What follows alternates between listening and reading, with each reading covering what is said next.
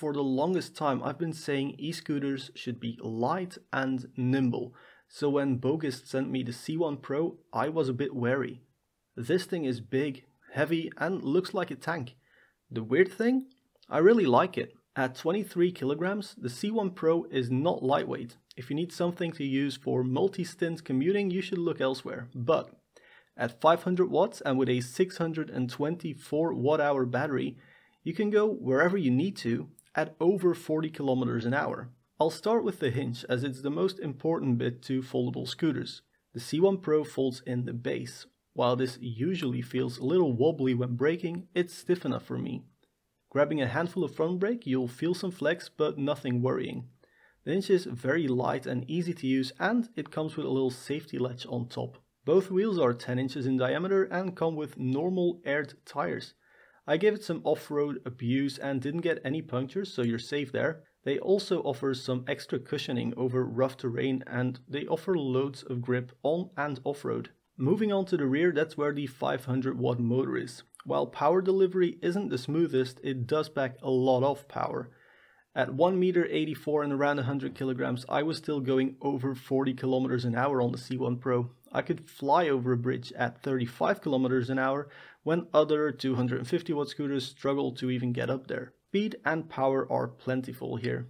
And if these speeds are too much for you, there are also 18 and 25 km an hour modes available. Obviously, when you accelerate hard, you also need to brake hard. The C1 Pro has a drum brake in the front and a disc in the rear. No ABS here, and I was able to slide the rear wheel on demand. I never went over the bars though, as the front brake isn't too strong. Overall, the brakes get a solid A from me. I really enjoyed the riding experience. The front and rear suspension isn't as smooth as my bikes are, but they do the job just fine. There aren't any vibrations and rough roads are perfectly comfortable to ride on.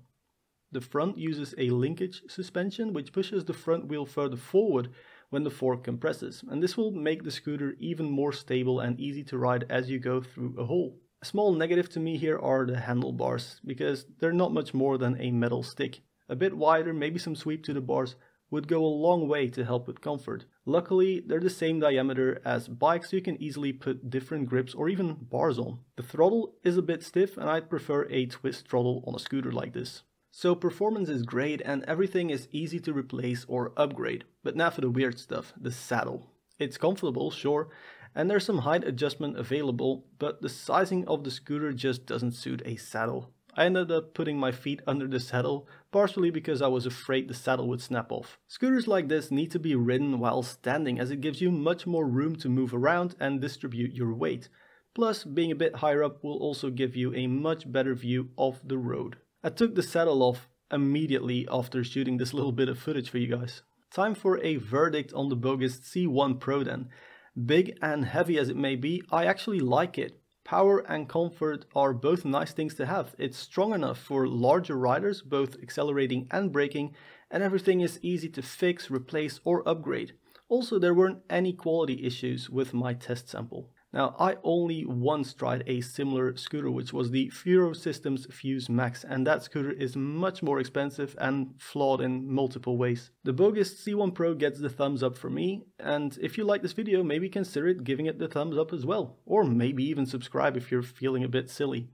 Thank you very much for watching, and I'll see you guys in the next one. Cheers!